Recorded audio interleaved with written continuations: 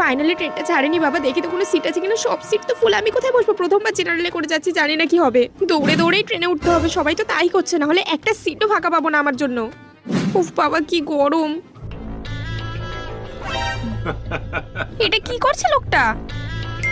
কোথা দিয়ে চলে আসে কে জানে এই লোকগুলো, ভাল লাগে না। দিদি একটু শোনো না, একটু বসবো। আরে দিদি এখানে জায়গা নেই, আপনি দাঁড়ান তো।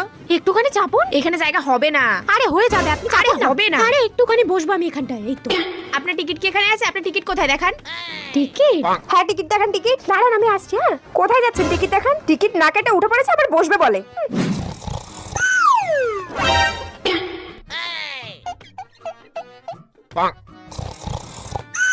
আরে ও দাদা কি করছেন? উঠে বসুন না, মেয়ে দেখলে কি গায়ে পড়তে ইচ্ছা করে?